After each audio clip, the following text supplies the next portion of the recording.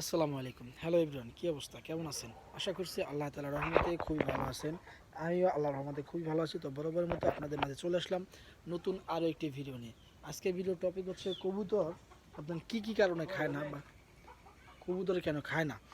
ঠিক আছে, অনেক সময় দেখা যায় কবুতর অনেক খাবার দিছেন, অনেকই দিছেন কিন্তু খায় না। এক সময় অনেক খাবার খাইতো, দিয়ে সারতে পারতেন না, অনেকবার খাইতো, ঠিক আছে? তো এখন খাইতেছে না। এর মূল কারণ কি এবং এই কারণটা কীভাবে সমাধান করবেন এই বিষয়ে আমি আপনাদেরকে আজকে বিস্তারিতভাবে বলে দেব।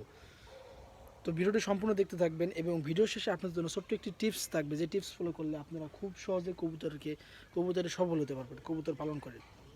ঠিক আছে, তো চলেন ভিডিওটি শুরু করি। তো ভিডিওটি শুরু করার আগে আপনাদের কাছে ছোট্ট একটা অনুরোধ থাকবে যে আমাদের চ্যানেলে যদি আপনি নতুন দর্শক হয়ে থাকেন তাহলে অবশ্যই লাল সাবস্ক্রাইব বাটনে ক্লিক করে দিয়ে সাবস্ক্রাইব করে পাশে থাকা বেল বাটনে ক্লিক করে দেবেন, যাতে সবার আগে আমার ভিডিও আপনার কাছে পৌঁছে যায় এবং আমার ভিডিও থেকে আপনি উপকৃত হতে পারেন। তো চলেন ভিডিওটি শুরু করা যাক। কবুতর মূলত খায় না কয়েকটা কারণে। এর মধ্যে প্রথম হইতেছে, যদি কবুতর ডিমের উপরে থাকে সেক্ষেত্রে কবুতর কম খায়। এরপরে যদি কবুতর রোগবালাই হয় সেক্ষেত্রেও কবুতর কম খাবে। এরপরে হইতেছে কবুতর সিজন বেস আছে, যেমন গ্রীষ্মকাল, শীতকাল, এই কারণগুলো আছে। এই কারণগুলো যদি এইটা যদি আপনার সিজন বেসে হয়ে থাকে সেই ক্ষেত্রে হয়েছে। তো বিস্তারিতভাবে আমরা বলে দিই।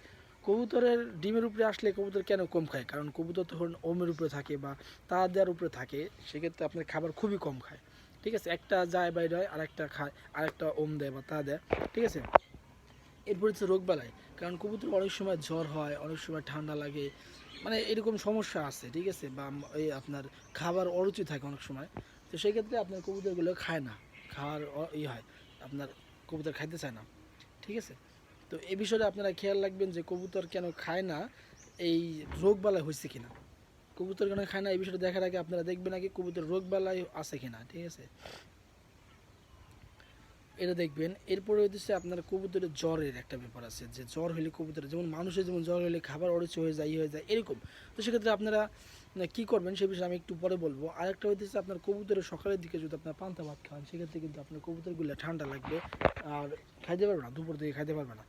ঠিক আছে, এই জিনিসটা আপনারা খেয়াল করবেন যে কবুতরের খাওয়ার সিস্টেমটা কীভাবে খাওয়াইতে হবে, কোন সময় খাইতে হবে। সবসময় দিলে কিন্তু কবুতর আর খাবে না, কারণ কবুতর খাইতে চায় আবার কিন্তু পেট ভরা থাকলে কিন্তু সবসময় খায় না। তো এই বিষয়টা মাথায় রাখবেন। তো আমি আপনাদেরকে ভিডিও শেষে যে টিপসটা দিতে চাইছিলাম সেটা হচ্ছে, আপনারা এরকম যদি খাওয়ার অরুচি হয় তাহলে বাজারে আপনারা এক ধরনের পাবেন, ওষুধ পাবেন।